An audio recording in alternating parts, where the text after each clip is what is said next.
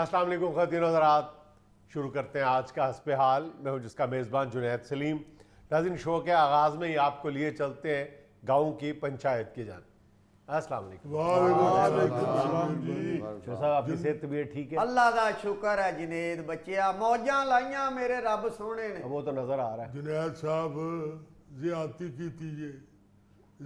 कीती जे साडी माड़ियां दी नहीं जे मनी। ਤੁਹਾਨੂੰ ਫੋਨ ਤੇ ਹੀ ਅਰਜ਼ੀ ਪਾਈ ਸੀ ਕਿ ਸਾਨੂੰ ਕੱਲਿਆਂ ਨੂੰ ਸੱਦੋ, ਆ ਚੌਰੀ ਸਾਹਿਬ ਨੂੰ ਨਾ ਸੱਦੋ ਐਤਕੀ। अल्लाह खैर करे। ਤੇ ਜੇ ਸਾਦੀ ਲਿਆ ਜੇ ਤੇ ਫਿਰ ਕੋਈ ਸ਼ਰੇਆਂ ਵਾਲੀ ਬੰਦੂਕ ਦਾ ਬੰਦੋਬਸਤ ਕਰ ਲਵੋ। शगर वाली बंदूक क्या करनी है? ਮੈਂ ਆਨਾ ਮੈਂ ਪਰਿੰਦਾ ਜਿਹੜਾ ਉਹ ਜਹਾਜ਼ ਸੁੱਟਣ ਵਾਲੀ ਬੰਦੂਕ ਨਾਲ ਨਾ ਮਾਰਾਂ, ਮੈਂ ਚੌਰੀ ਦੇ ਸੀਨੇ 'ਚ ਮਾਰਨੀ ਜੇ ਸ਼ਰੇ ਵਾਲੀ ਗੋਲੀ। ਹਾਏ ਹਾਏ, ਕਾਤੋਂ ਗੋਲੀ ਮਾਰਨੀ ਆ? ਗੱਲ ਕਰ, ਪੰਚਾਇਤ 'ਚ ਬੈਠਾ ਨਹਿਮਤ ਦੱਸਣਾ ਤੈਨੂੰ ਦੱਸਣਾ पूरा ਜਨਾਬ पिंड बर्बाद हो गया, हले भी पूछना कि गल की ਆ होई है? ਵੱਡੇ ਬੋਲਣ, ਤੈਨੂੰ ਕੀ ਲੋੜ ਹੈ ਬੋਲਣ ਦੀ? ਤਾਂ ਇਹਨੂੰ ਗੱਲ ਕਰਨ ਦੇ। ਸੀਨੇ 'ਚ ਗੋਲੀ ਮਾਰਨ ਵਾਸਤੇ ਵੀ ਚੋਰੀ ਦਾ ਸੀਨਾ ਲੱਭਣਾ ਪੈਣਾ। ਇਹ ਕੀਤਾ ਕੀ ਜਿਸ ਬੰਦੇ ਨੇ ਸਾਰਾ ਪਿੰਡ ਦੀ ਇੱਜ਼ਤ ਕਰਦਾ ਹਜੇ ਸਿਰਫ ਇਹਦੇ ਵੱਡਿਆਂ ਦੀ ਵਜ੍ਹਾ ਤੋਂ। ਹਾਲਾ ਸਾਨੂੰ ਸਾਰਿਆਂ ਨੂੰ ਪਤਾ ਕਿ ਲਾਲਚੀ ਹੋ ਗਏ ਆ, ਇਹਦੇ ਚੁਣ ਵੱਡਿਆਂ ਵਾਲੀ ਖਸਲਤ ਰਹੀ ਕੋਈ ਨਹੀਂ। चौधरी साहब के पुरखों की बड़ी खिदमत है गाँव के लिए, ज़हन में रखें। ਅੱਲਾ ਲਾਲਚੀ ਨਾ ਕਰੇ ਕਿਸੇ ਨੂੰ। ਉਹਨਾਂ ਪੁਰਖਾਂ ਦੀ ਵਜ੍ਹਾ ਤੋਂ ਤੇ ਅਸੀਂ ਵੀ ਚੁੱਪ ਕਰ ਰਹਿੰਦੇ ਆ, ਵਰਨਾ ਜੋ ਇਹਨਾਂ ਨੇ ਐਤਕੀ ਸਾਡੇ ਨਾਲ ਕਰ ਛੱਡੀ ਹੈ, ਕਦੋਂ ਦੀ ਇੱਥੇ ਖਬਰ ਆ ਗਈ ਹੋਣੀ ਸ਼ਹਿਰ ਕਿ ਮਾਰਿਆ ਗਿਆ ਚੌਰੀ। ਜੁਨੈਦ ਸਾਹਿਬ ਸਾਰੇ ਪਿੰਡ ਨੂੰ ਚੰਗੀ ਭਲੀ ਇਹੀ ਕਣਕ ਦੇਖੋ, ਕਣਕ ਦਾ ਮੌਸਮ ਚੰਗੀ ਭਲੀ ਸਾਰੇ ਪਿੰਡ ਵਾਲੇ ਸੋਹਣੀ ਕਣਕ ਬੀਜਣ ਦੇ ਹਣ 30-35 ਤੱਕ ਝਾੜ ਲੈ ਜਾਂਦਾ ਸੀ जी ਕਈ ਵਾਰੀ ਮਿਹਨਤ ਕਰਕੇ ਬਹੁਤਾ ਜ਼ੋਰ ਲਾ ਕੇ 40 ਤੱਕ ਵੀ ਲਾਇਆ ਝਾੜ। ਇਹਨੇ ਆਖਿਆ ਜੀ ਮੇਰੇ ਭਤੀਜੇ ਕੋਲੋਂ ਬੀ ਲਵੋ, ਉਹਨੇ ਬੜੀ ਸਾਇੰਸ ਪੜ੍ਹ ਲਈ ਏ, ਉਹ ਬੜਾ ਅਕਲਮੰਦ ਹੋ ਗਿਆ ਔਰ ਬੀ ਲੈ ਆਇਆ ਬੜਾ ਤਗੜਾ ਕੋ ਅੰਗਰੇਜ਼ੀ ਬੀ, ਤੇ ਉਹ ਤੁਹਾਨੂੰ 60 ਤੋਂ 70 ਤੱਕ ਝਾੜ ਦੇਗਾ। हाय ਸਾਰੇ ਪਿੰਡ ਨੂੰ ਜੁਨੈਦ ਸਾਹਿਬ ਬੀ ਦਵਾ ਦਿੱਤਾ। ਯਕੀਨ ਮੰਨੋ ਤੁਸੀਂ, ਆ ਚੰਗਾ ਭਲਾ ਜੋ ਕੋਲ ਮੋਟਰਸਾਈਕਲ ਵੀ ਇੱਕ ਦੋ ਹੋਰ ਚੀਜ਼ਾਂ ਵੀ ਵੇਚ ਕੇ ਰਾਣਾ ਸਾਹਿਬ ਨੇ ਵੀ ਬੀ ਲੈ ਲਿਆ। ਔਰ ਬਹੁਤਾ ਸਿਆਪਾ ਇਹ ਹੋਇਆ ਜਨਾਬ ਸਾਹਿਬ ਮੰਜਾ ਵੇਚਿਆ ਲੋਹੇ ਦਾ ਵੱਡਾ। ਹਾਰਸ਼ਾ ਹੀ ਵੇਚ ਗਈ ਕਿ ਉਹ ਅੱਬਾ ਨੇ ਮੇਰਾ ਵਿਆਹ ਰੱਖਿਆ ਸੀ ਵੀ ਅੱਜ ਕੀ ਝਾੜ ਹੋਏਗਾ ਤੇ ਮੈਂ ਤੇਰਾ ਵਿਆਹ ਕਰਾਂਗਾ। ਰੋਵੋ ਉੱਚੀ ਉੱਚੀ, ਮੇਰੀ ਇੱਕ ਨਹੀਂ ਮੰਨੀ ਉਦੋਂ। ਓਏ ਆਹੋ ਹੁਣ ਮੱਤ ਮਾਰੀ ਜਾਏ, ਜਦੋਂ ਭੈੜੇ ਦਿਨ ਆਏ ਹੁਣ ਤੇ ਫਿਰ ਨਹੀਂ ਸਮਝ ਲੱਗਦੀ ਨਾ। ਜਨਾਬ ਸਾਹਿਬ ਮੈਂ ਕਿਹਾ ਚਲੋ ਐਡਾ ਸਿਆਣੀ ਗੱਲ ਪਿਆ ਕਰਦਾ ਹੈ ਕਿ ਬਈ ਝਾੜ ਜਿਹੜਾ 70 ਤੱਕ ਰਪੜ ਜਾਣਾ, ਤੇ ਚਲੋ ਇੱਕ ਵਾਰੀ ਟਰਾਈ ਕਰਨੀ ਆ। ਜਨਾਬ ਸਾਹਿਬ ਬੀ ਲੈ ਲਿਆ ਇਹਦੇ ਭਤੀਜੇ ਕੋਲੋਂ। ਹਾਲਾ ਗੱਲ ਇਹਦੀ ਠੀਕ ਹੈ ਰਹਿਮੇ ਦੀ, ਭਰਾ ਮੇਰੇ ਦੀ ਇਹ ਹੌਸਲੇ ਆਂਦਾ ਰਿਹਾ ਕਿ आज तो भाई के लिए और भतीजे के लिए बड़ी मोहब्बत ਓਏ उमड़ ਆਹੋ उमड़ ਜੀ के आ रही है। ਬੇੜਾ ਗਰਕ ਇਕੱਠਾ ਜੂ ਹੋ ਗਿਆ। ਬਹੁਤ ਬੁਰੀ ਹੋਈ ਆ, ਦਿਲ ਮੇਰਾ ਰੋਂਦਾ, ਮੈਂ ਆਪ ਨਹੀਂ ਰੋਂਦਾ, ਬੱਚੇ ਡਰਦੇ ਆ। बच्चे सिर्फ क्यों, बड़े भी डरते हैं। ਨਾ ਮੇਰਾ ਪੁੱਤਰ ਤੂੰ ਕਦ ਲਈ ਰੋਣਾ ਹੈ? ਪਿਓ ਤੇਰਾ ਮਰ ਗਿਆ ਆ ਬੈਠਾ ਨਾ। ਇਸ ਲਈ ਤੇ ਚਾਚਾ ਮੈਂ ਜਿੰਦਾ ਵਾਂ। ਹਾਂ ਮੋਰ ਦੇ ਆਂਸੂ ਇਹਦੇ, ਮੋਰ ਦੇ ਆਂਸੂ। ਜਨੈਦ ਸਾਹਿਬ ਸਾਰਿਆਂ ਸਮਝਾਇਆ, ਰਹਿਮੇ ਨੇ ਵੀ ਮੈਨੂੰ ਕਿਹਾ ਏ ਕਿ ਭਰਾ ਮੇਰੇ ਆ ਚੌਰੀ ਸਖਾਵਤ ਨਾਲ ਨਾਲ ਮਸ਼ਵਰਾ ਕਰ ਲੈ, ਮੈਂ ਉਹਦੇ ਮਸ਼ਵਰੇ ਦੇ ਬਗੈਰ ਨਹੀਂ ਟੁਰਦਾ। ਇਹ ਮੈਂ ਪਹਿਲੀ ਵਾਰੀ ਤੇਰੇ ਕਹਿਣ ਤੇ ਕਰਨ ਲੱਗਾ ਕੰਮ। ਉਹ ਮੈਂ ਕਿਹਾ ਯਾਰ ਅਗਲਾ ਆਖਣ ਡੇ ਆ ਤੇ ਤੂੰ ਨਾ ਇੰਜ ਕਰ, ਕੋਈ ਐਸੀ ਗੱਲ ਨਹੀਂ। ਤੇ ਵੇਖਦੇ ਸਹੀ ਉਹ ਆਂਦਾ ਵੀ ਅਗਰ 70 ਤੱਕ ਝਾੜ ਟੁਰ ਜਾਣਾ ਤੇ ਗੱਲ ਕੋ ਕੋਲੋਂ ਤਾਂ ਨਹੀਂ ਨਾ ਕਰਨ ਡਿਆ। ਜਨਾਬ ਸਾਹਿਬ ਬੀ ਲੈ ਲਿਆ ਜੀ, ਬੇੜਾ ਗਰਕ ਫਸਲ ਦਾ ਹੋ ਗਿਆ, ਨਿਕਲੀ ਨਹੀਂ ਕਣਕ। ਨਹਿਮਤੁल्लाह, ਜੇ ਤੇਰੀ ਗੱਲ ਮੁੱਕ ਗਈ ਆ ਤੇ ਬਾਊ ਜੁਨੇਦ ਨੂੰ ਮੈਂ ਆਪਣੀ ਗੱਲ ਸੁਣਾ ਲਾਂ। हाँ, बताइए। ਤੂੰ ਸੁਣਾ, ਸੁਣ ਲਓ ਜੀ ਬਾਊ ਜੀ, ਇਹਨੇ ਚੌਧਰੀ ਨੇ ਕਿਹੜੀ ਮੁਗਲੇ ਆਜਮ ਦੀ ਸਟੋਰੀ ਸੁਣਾਉਣੀ ਹੈ। ਓਏ ਇੱਕ ਮਿੰਟ ਠਹਿਰ ਜਾ ਮੁਗਲੂ। ਬਾਊ ਜੁਨੇਦ, ਇਹਨਾਂ ਨੇ ਫਸਲ ਦੀ ਤਿਆਰੀ ਪੂਰੀ ਨਹੀਂ ਕੀਤੀ, ਇਹਤਿਆਤਾਂ ਪੂਰੀਆਂ ਨਹੀਂ ਕੀਤੀਆਂ।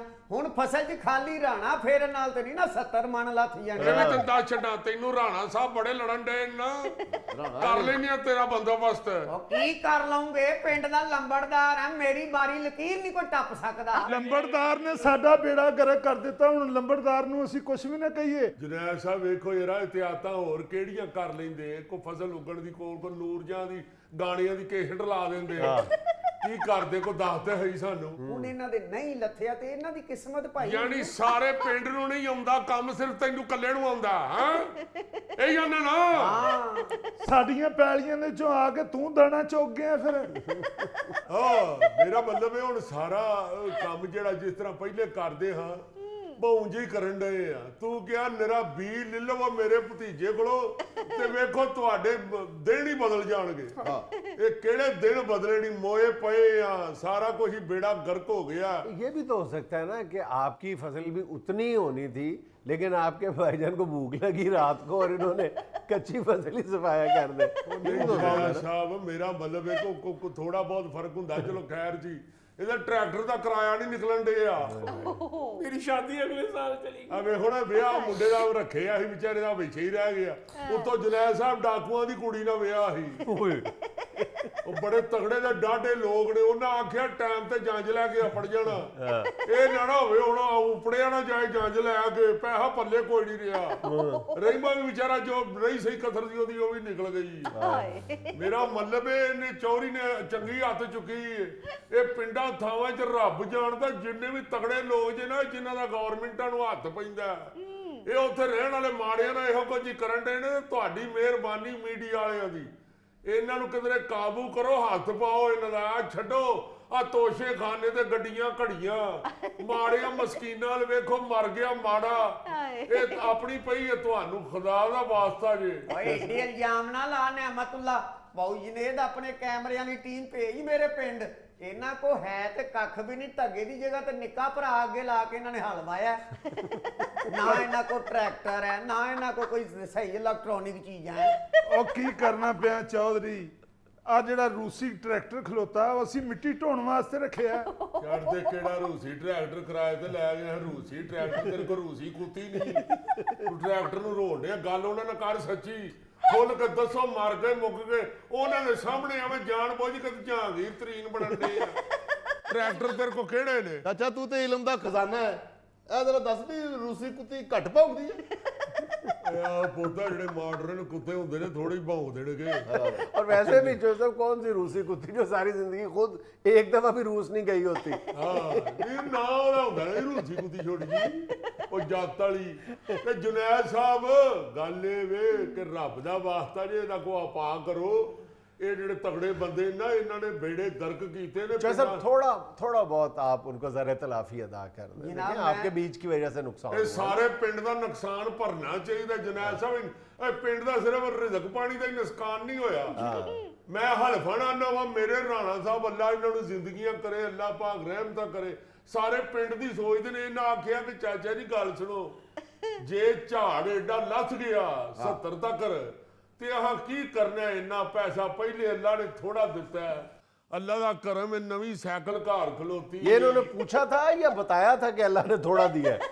ਨਹੀਂ ਮੇਰਾ ਮਤਲਬ ਇਹ ਉਹਨਾਂ ਨੇ ਪੁੱਛਿਆ ਜੀ, ਰੱਬ ਦਾ ਕਰਮ ਹੈ, ਰੋਟੀ ਖਾਣ ਦੇ ਆ। ਸ਼ੁਕਰ ਅੱਲਾ ਦਾ। ਐਤਕੀ ਵੀ ਰੱਬ ਦੀ ਰਹਿਮਤ ਨਾਲ ਚਾਟੀ ਭਰ ਕੇ ਚਾਰ ਪਾਇਆ ਜੀ। ਇਹ ਥੋੜੇ ਰੱਬ ਮੇਰੇ ਦੇ ਕਰਮ ਨੇ।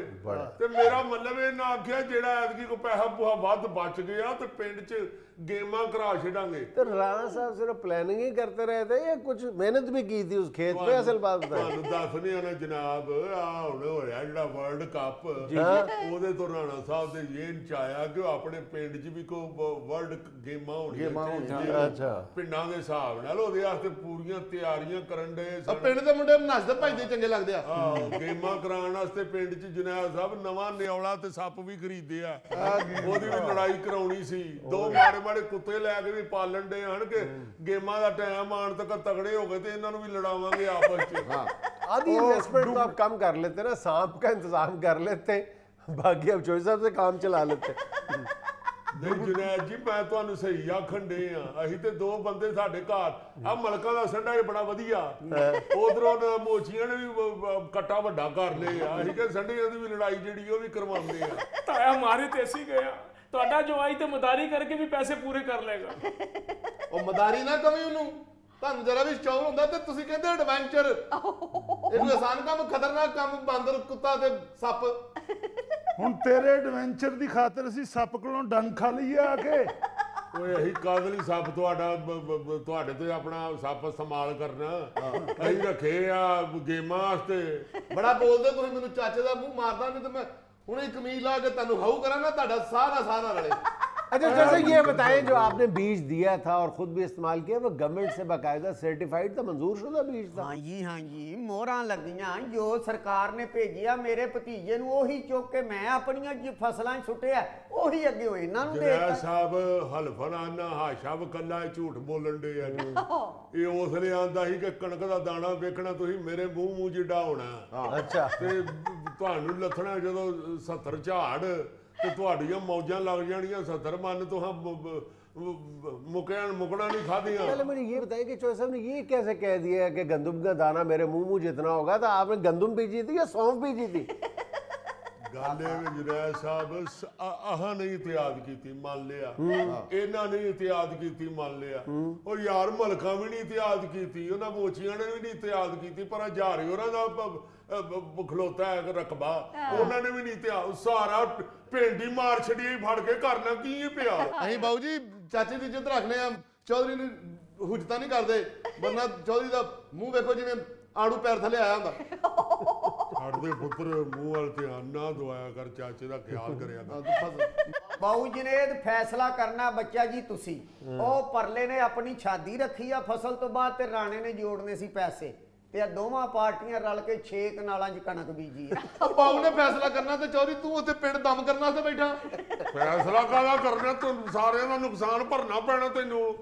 ਤੂੰ ਨੁਕਸਾਨ ਨਾ ਭਰਿਆ ਤੇ ਵੇਖ ਤੇਰੇ ਨਾਲ ਹੁੰਦੀ ਕੀ, ਅਸੀਂ ਤਾਂ ਮਾਰੇ ਹੀ ਗਏ ਆ, ਤੇ ਫਿਰ ਜੇਲੇ ਬਹਿ ਕੇ ਰੋਟੀ ਤੇ खावांगे ना। और चौधरी साहब आराम से ठंडे हो जरा मेरी बात में, अगर उन्होंने इतनी कम गंदम बीजी थी तो उनको आप जो है ज़र तलाफी अदा कर दें। कितनी 1 पाव गंदम लगाई होगी ना बीजा आपने, तो आप दे दें, फिर उनको वापस दे दें पैसे। मैं साहब तो गल करो करने वाली, ਤੁਹਾਡੇ ਕੋਲ फैसला कराउण आया, हुजतां कराउण नहीं आए। नहीं मैं तो ਤੁਸੀਂ ਕੀ ਬੇ ਗੱਲ ਕਰਦੇ ਹੋ, ਰੱਬ ਦਾ ਨਾਂ ਜੇ। वो बता तो रहे। ਉਹ ਸਰਕਾਰ 6 ਕਨਾਲ ਤੇ ਸਿਰਫ ਸਾਡੀ ਹੀ, ਜ਼ਰ ਇਹਨਾਂ ਦੀ ਵੀ ਪਾਉਣਾ ਵਿੱਚ, ਤੇ ਪਰਾਂ ਜਿਹੜੇ ਮਲਕਾਂ ਦੀ 11 ਕਨਾਲ ਟੋਟਲ ਰਕਬਾ ਬਣਦਾ ਸੀ। नाज़रीन यहाँ पे लेना एक छोटा सा वक्फा, हमारे साथ रहिएगा। ख़वातीन में से भी ख़ास तौर पे नौजवान लड़कियों में ये बीमारी जो है, मैं इसको बीमारी ही कहूँगा, कि दुबले होने के जुनून में मुब्तला हो जाती हैं, फिर ओवर डाइट करती हैं।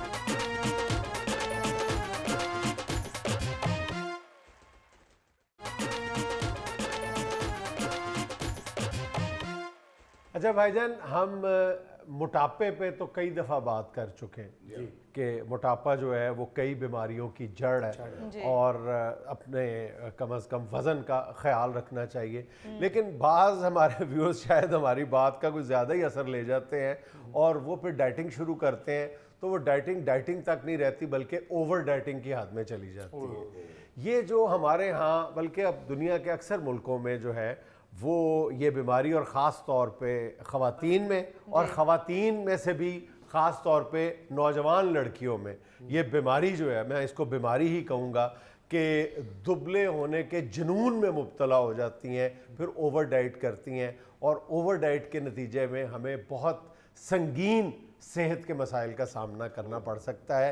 इसको पूरा एक सब्जेक्ट के तौर पे डील किया जाना चाहिए, घर वालों को भी, हमारी सोसाइटी को भी, हमारे मीडिया को भी। ये जो हमने खुद पूरी सोसाइटी ने एक दबाव का शिकार कर दिया, ख़ास तौर पे नौजवानों को, और उससे भी ज़्यादा ख़ास तौर पे लड़कियों को, मेरा ख्याल है कि थोड़ा सा देखना चाहिए। आजकल छटांक भर टोटल वजन होता है लड़की का, तो कुछ खा पी नहीं रही होती, तो उससे पूछे बेटा क्या हुआ है, कहते हैं अंकल मैं तो डाइट कर रही हूँ। इन्नी डाइट ना करके घोड़े नु मारन वाली सोटी बन जाए। मेरा मतलब है कि जान भी तो बीच में होनी चाहिए, कुछ खाना पीना भी चाहिए। हाँ, ये देखे क्या कौन रहा। असल में इस ऐसे लोगों ने ना बेड़ा गर्क किया है, एक तरफ ये इंतहा है और एक तरफ ये इंतहा। इंतहा पसंदी जो है ना वजन के मामले में, वो बिल्कुल और बहुत ही खौफनाक हदों को छू रही है।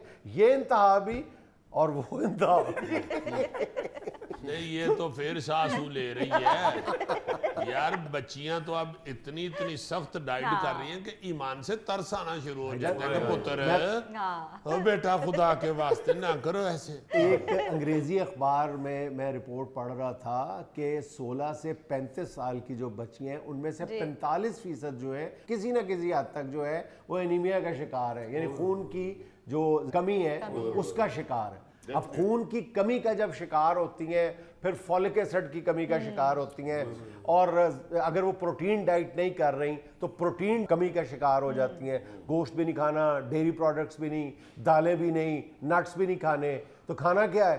ठीक है। और फिर अगर आप मोटापे की तरफ जा रहे हैं तो कोई एक दफ़ा आप डाइट का जर्क ले लें और फिर उसको छोड़ दें। जो मुस्तकिल डाइट है ना, वो तो बीमारियां, और पूरी दुनिया में इस बारे में अब एक वेव है। और मैं सच्ची बात तो इसमें हमारा जो माशरे का बहुत ज़्यादा कसूर है। हमने ख़ास तौर पे ख़वातीन को इस खपत में मुब्तला किया हुआ है कि जी मॉडल्स देख लें, अब एड्स में जो मॉडल्स आती हैं वो लामहला वो ख़वातीन ये समझती हैं कि वही खूबसूरत खातून है जो इंतहाई दुबली पतली है, और वो फिर भूल जाती है कि मैंने ब्रेक कहाँ लगानी है। मैंने डाइट तो चले अपनी डाइट का ख्याल रखना, डाइट करनी है कह ले, लेकिन ओवर डाइट नहीं करनी। मैं स्पेसिफिकली बात कर रहा हूँ ओवर डाइट की, ठीक है। और वो फिर ईटिंग डिसऑर्डर्स में बदल जाती है, फिर नफ्सियाती मसाइल होते हैं। एक अंदाज़ा ये है कि ये, और बच्चियाँ ख़ास तौर पे शादी के करीब जाके ना, और शादी से पहले भी और शादी के फ़ौरन बाद भी ज्यादा ओवर डाइट करना शुरू कर मैं कहना जी कि बिल्कुल कंध को गलोतियां कैलेंडर ही लगन नहीं है। भाईजान प्रॉब्लम पता है क्या है कि उसमें प्रेगनेंसी में प्रॉब्लम्स आती हैं। फिर प्रेग्नेंट ना होने की जो एक बहुत बड़ी वजह जो डॉक्टर्स बताते हैं वो यही कहते हैं कि जी आप ओवर डाइटिंग का शिकार है, और आपके अंदर बहुत सारी जो मिनरल्स हैं, बहुत सारे जो विटामिन्स हैं, जो आपके यानी बॉडी एसेंशियल्स हैं आपके लिए, उनकी कमी है आपके अंदर। पता नहीं कितने सालों से आप लगी हुई हैं, तो फिर डॉक्टर मना करते हैं, फिर फौरी तौर पे उसको मेकअप करना बहुत मुश्किल हो जाता है। सर, जब शादी से पहले लड़कियां डाइट कर रही होती है तो अक्सर खवातीन कहती हैं हाय कुड़ी बीमार है। अच्छा, होता पता है क्या है, शुरू में डाइट करती है ना, तो वो जो ज़रूरी एसेंशियल्स हैं या मिनरल्स हैं, विटामिन्स हैं, वो ना लेने की वजह से ना वो पिलाहट का शिकार हो जाती है। बच्चियां ये समझती हैं कि जी हमारा रंग साफ हो रहा, साफ नहीं हो रहा, अब पीली पड़ रही हो। तो खुदा के लिए इस बात को समझो कि आपकी रंगत खराब हो रही है।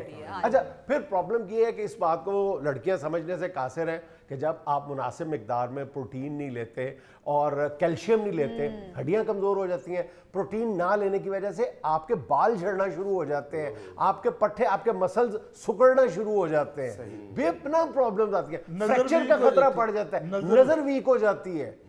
अल्लाह पाक रहमत करे। वाकई ये रिवाज जो पड़ता है ना किसी भी चीज का, वो फिर इंतहा ही कर देते हैं, और पास से कोई समझाता भी नहीं है कि भाई वाकई इसकी एक हद है। मतलब कोई हो जा काम खराब ना कर ले कि आप किसी काम जोगे रहे ही ना, हांडी च डोई फेरो तो गोट निकल जाए। नहीं, ऐसी कमजोर लड़कियां जब हांडी में डोई फेरती है ना, तो वो दूर से भाग के आती है डोई, जैसे पोल वॉल्ट नहीं करते। वाकई बहुत कमजोर हो जाती हैं, बिल्कुल ही कमजोर हो जाती हैं, थोम छिलन ते कड़ाके निकल।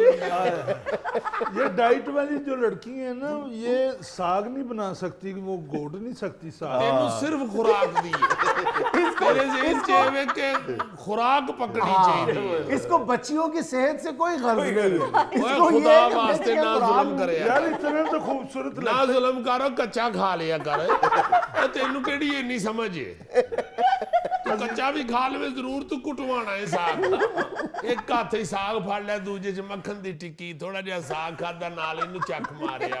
अच्छा, अब मैं तुम्हें बड़ी दिलचस्प बात बताऊं, नाकाबिले यकीन बात है कि हम तो जैसे ना हमारा मीडिया, ना सरकार, ना अवाम, कोई भी किसी भी मामले को, जो सोशल हैबिट्स हैं हमारी, उनको सीरियसली हम कभी लेते ही नहीं है। लेकिन आप ये सुन के हैरान होंगे कि फ्रांस जैसा मुल्क जो है, वहाँ पे 2015 में उन्होंने ये कानून बना दिया था कि एक ख़ास BMI कहते हैं बॉडी मास इंडेक्स, यानी जो आपकी उम्र, जिस्म और आपका जो कद है, इसका जो तनासुब है ना, उसको बॉडी मास इंडेक्स कहते हैं। उन्होंने एक रख दी थी, लिमिट रख दी है कि अगर आप मॉडल्स अगर किसी कमर्शियल में लेना चाहते हैं तो एक मखसूस BMI से नीचे, यानी कम, इंतहाई दुबली पतली आप लड़की को एज मॉडल नहीं लेंगे, ठीक है। और उन्होंने पहले 2 साल तो उस पर भी अमल नहीं हो सका। फिर फ्रेंच गवर्नमेंट ने बाकायदा प्रेशराइज करके वहाँ की सोशल मिनिस्ट्री को और हेल्थ मिनिस्ट्री को इस बात का पाबंद किया कि जिस एड कंपनी ने, एडवर्टाइजिंग एजेंसी ने ऐसी मॉडल से मॉडलिंग करवाई और वो फिर बाद में मीडिया पे आई तो हम उसको 75,000 यूरो जुर्माना करेंगे। उसके बाद से अब इंतहाई सख्ती है वहाँ की एडवर्टाइजिंग एजेंसी पे कि ऐसी लड़कियां जो इंतहा दर्जे की दुबली पतली हैं उनको एज रोल मॉडल या एज मॉडल प्रेजेंट ना किया और जाए। वाकई बच्चियां बहुत ही माड़ी हो गई हैं। अल्लाह अच्छा। पाक इनको अकल दे और इनकी रेस खत्म हो जाए। असल में रेस लगी है। हाँ, असल में यही है कि तुमने कितना लूज किया, मैंने तो इतना बिल्कुल लूज ऐसे ही किया, है। बस करो यार, लूज कर तो खुद को लूज कर बैठ। बहुत बाबा, कमजोर बस थी ना करो। लड़की, तो वो निकाह में उसने कबूल कहा तो बेहोश हो गई।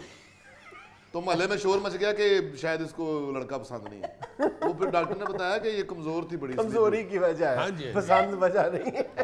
इतनी स्मार्टनेस अच्छी है। हाँ, इतना स्मार्ट बंदा हो, बैठा हो तो मजाइल मार दे बस। अच्छा, एक हेल्थ मैगजीन है द लैंसेट, जी उसमें एक रिपोर्ट थी कि दुनिया भर में 1 करोड़ 10 लाख लोग जो हैं वो ग़िज़ाई किल्लत का शिकार होकर मौत के मुंह में चले जाते हैं। ज़ाहिर है वो तो बेचारे उस ग़िज़ा ना होने की वजह से, लेकिन ज़्यादा अफसोसनाक बात यह है कि इन 1 करोड़ 10 लाख में से 20% ऐसे हैं जो इस रास्ते का खुद इंतखाब करते हैं। उनके पास खाने पीने का वाफर सामान मौजूद होता है, लेकिन यानी दूसरे लफ्ज़ों में वो डाइटिंग का शिकार होके मुख्तलिफ पेचीदगियों के में चले जाते हैं और अपनी जान से हाथ धो बैठते हैं। बल्कि पाकिस्तान में भी एक स्टडी हुई है कि 4,000 लोग डाइटिंग या ओवर डाइटिंग की वजह से मौत के मुंह में जा रहे हैं। 4,000 लोग सालाना। हाँ जी, हाँ जी, हाँ जी, बड़ी खतरनाक सूरत हाल है यार। आप जब हमारे खास तौर पे जो शोबिज़ में मतलब वो तो इतनी बुरी हालत है कि लड़कियों को देख के बेचारियों को तरस आता है हाँ जी। कि या अल्लाह इन्होंने की बन गई है मेरे अमाल का। और अक्सर बल्कि हर दूसरी हीरोइन को ईमान से देख के लगता है कि इसको को बेचारी को बीमारी है। ज्यादा खतरनाक जो है ना वो डाइट नहीं है, वो क्रैश डाइट है। ये आपने 15 दिनों में या 20 दिनों में इतने केजी वजन कम करना है, ये इंतहाई खतरनाक ट्रेंड है, इससे बचना चाहिए। अगर आपने डाइट करनी भी है तो आप अपने लाइफस्टाइल का हिस्सा बना लें और आहिस्ता आहिस्ता जो ज़रूरी जो है आपने विटामिन लेने हैं, आपने प्रोटीन लेनी है, कार्ब्स भी लेने हैं, हर चीज़ का अल्लाह ताला ने एक बॉडी फंक्शन रखा हुआ है, आप उसको माइनस नहीं कर सकते। चे जाए कि आप खुदा न खासा किसी बीमारी का शिकार है, वो एक दूसरी सूरत है, लेकिन हर चीज़ की अल्लाह ताला ने एक अहमियत रखी हुई है, वो आपको ज़रूर लेनी चाहिए। जी जी जी जी, वो ऐसी ऐसी अजीब हरकत नजर आती है। लड़के भी लड़के भी कर- देखें, लड़के भी कि अगर कोई खाना शाना छोड़ गया हुआ है तो वो 12 अंडियों की सफेदी खा के बड़ा वो दंड दिखा रहे हैं कि ये मुझे मेरे अपना उसने कहा था, वो जो ट्रेनर है उसने कहा था। किसी से गोगे ने सुना जी कि सफेदी जरूरी होती है, बंदा सफेदी खा ले, ये वो जो फेरने वाली सफेदी है वो ड्रम खा गया उसका। पी गया पूरा पीपा सफेदी दा। यहाँ मुझे लेनी एक छोटी सी कमर्शियल ब्रेक, हमारे साथ रहिएगा। तुम पहले मुझे पहले बहुत गुस्सा है। 3 महीने मैंने लगातार इससे सेब खाए इसकी रेडी से, कोई लाली नहीं आई। मेरा ख्याल कि सेब की आड़ में आपको संगाड़े खिलाता रहा है। नहीं, सेब मुल खाइए ते लाली आंदी। हाँ, ये भी बात है।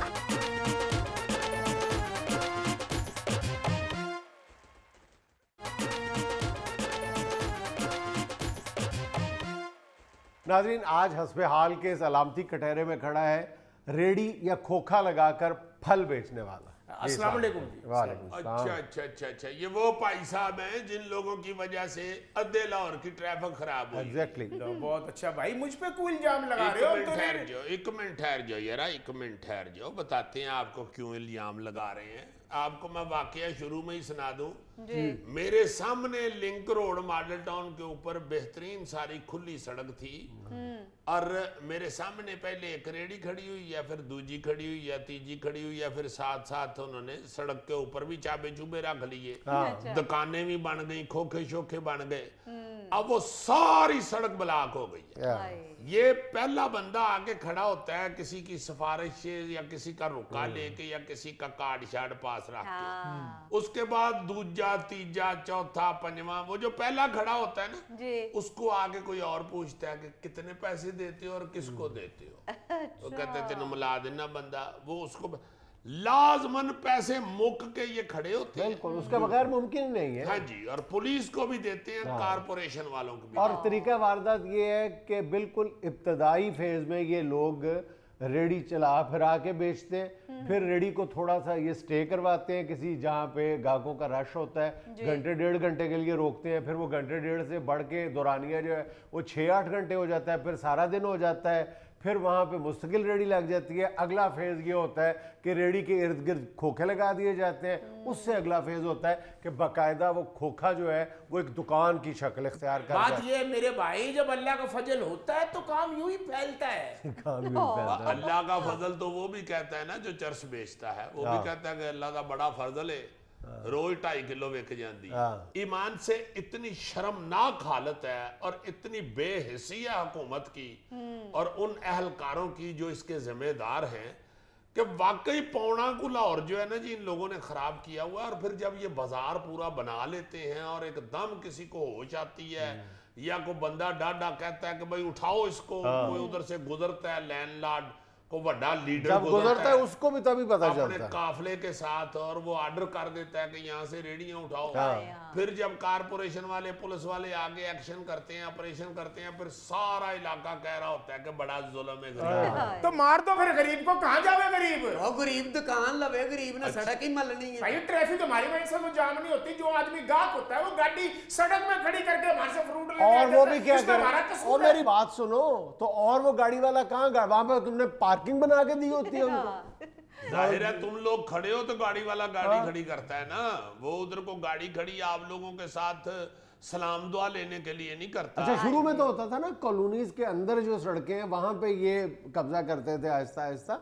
अब तो जो बड़ी शाहराएं हैं बड़े शहरों की, वहां पे ये दीदा दलेरी के साथ खड़े हो जाते सर हैं। जी अदे लाहौर के जो जितने भी ग्रीन बेल्ट हैं, जितने भी फुटपाथ हैं, वो इन्होंने ब्लॉक किए हुए हैं और बेड़ा गर्क किया हुआ है। उसके बाद लोग कहते हैं जी कि शहर कितना गंदा हो गया है, शहर कोई साफ ही नहीं कर रहा। जब शहर साफ करने के लिए कोई अगर निकलता है फिर कहते हैं नहीं गरीब पे जुल्म कर दिया, देखो पहले ही गरीब को रोटी नहीं मिल रही। सर जी गरीब लोगों की सड़कें बंद करते हैं, अमीर के पास तो खड़ा होने का टाइम ही नहीं होता। नहीं, अमीर आदमी में जिम्मेदार है जो वहां पे खड़ा होके आधी बाकी आधी सड़क रोक के गाड़ी खड़ी करके वो करता, वो इससे इनसे बड़ा जुल्म करता है वो। बाबूजी इतने जालिम है ये।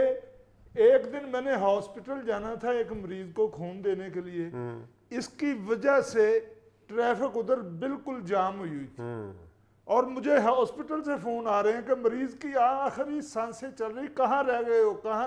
वो मुझे डिफाल्टर समझ रहे थे कि मैं खून नहीं देना चाह रहा, लेकिन मैं तो जा रहा था, मेरा लेकिन अकीदा था। इसने एक तरह से तुम्हारी मदद भी की ना, क्योंकि तुम खून देने के फौरन बाद ये कहते हैं जी इस खून की कमी जो है ना वो 2 किलो आलू बुखारा और 3 किलो खुबानियों से पूरी होगी। तो मदद भी तुम्हारी करते हैं। लवाहिकीन पूछते हैं कहाँ ऐ जिथे ट्रैफिक ब्लॉक हुई है उतो फड़ लियो, मैं देखिए ने उथे बाबा मोटियां सन फुरमानियां भी आलू बुखारा भी। ये ब्लॉक मेरी वजह से क्या होनी, मैंने सड़क के बीच में रेडी लगाई हुई थी भाई, किनारे पर लगाई हुई थी। वो किनारा किनारा करते करते तुम आधी से ज्यादा सड़क मान लेते हो।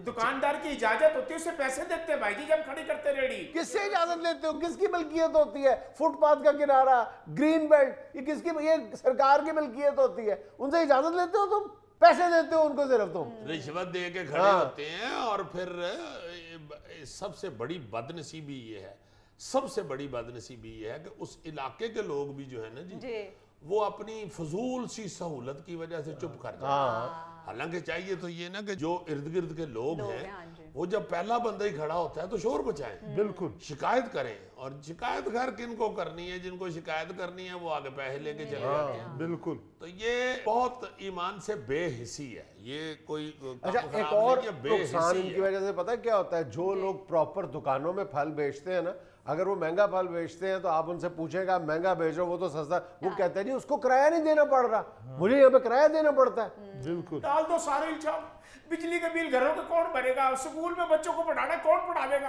रोटी कहाँ से खावेंगे ये बता दो मुझे।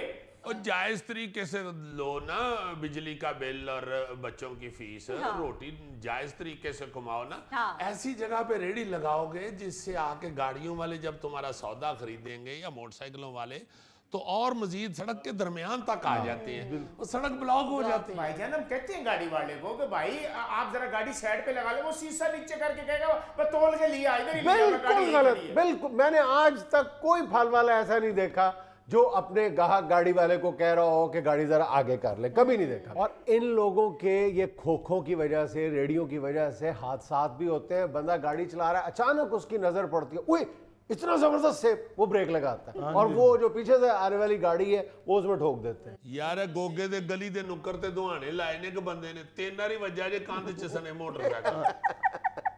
मैं कह गोगा जी होया किसी कहंदे जी मेरे सामने उन्हें इंज करके छुरी फेरी है ते ए लाली मैनू नजर आई है। नहीं मैं बर्दाश्त ओदे वाली वेंदा रह गया, मैनू पता ही नहीं लगा मोटरसाइकिल अगे कंध च वज गई सूरत और कलर वज्जा भी बैंक दी कंध च। और फिर कहता है यार वजना मैं दुआने सी वज कंध च गया है। बिल्कुल बिल्कुल, वो बैंक के सिक्योरिटी गार्ड ने हमें थाने फोन कर दिया था कि एक दहशतगर्द बैंक की दीवार के साथ लगा के। मैं तो तरबूज की वजह से लगा था, मैं दहशतगर्द नहीं हूँ भाई। दहशतगर्द नहीं हूँ, दहशतगर्द नहीं हूँ। तरबूज से पूछ के देखो ना तुम दहशतगर्द हो या नहीं। ਉਹ ਕਹੇਗਾ ਭਾਈ ਜੀ ਤੁਸੀਂ ਇੱਥੇ ਥੋੜੀ ਦੇਰ ਖਲੋ ਕੇ ਦੇਖ ਲਓ, 5 ਮਿੰਟ ਬਾਅਦ ਤੁਹਾਨੂੰ ਇੰਜ ਲੱਗੇਗਾ ਮੇਰੇ 'ਚ ਬੰਬ ਚੱਲੇ। छोड़ूंगा तो नहीं तुम्हें, तुम पे मुझे पहले बहुत गुस्सा है। 3 महीने मैंने लगातार इससे सेब खाए, इसकी रेडी से। हाँ। कोई लाली नहीं आई। मेरा ख्याल कि सेब की आड़ में आपको संगाड़े खिलाता रहा है। नहीं सेब मुੱਲ ਖਾਈਏ ਤੇ ਲਾਲੀ ਆਂਦੀ। हाँ ये भी बात है। मुफ्त खाएं तो लाली जाती है। नाज़रीन यहाँ में लेना एक छोटा सा वक्फा, हमारे साथ रहिएगा। खवातीन जो हैं वो पोस्ट लगाएं या कोई तस्वीर लगाएं तो इसके नीचे इस तरह के कमेंट शुरू हो जाते हैं कि तारीफें मतलब तरले ही शुरू हो जाते हैं, तरले।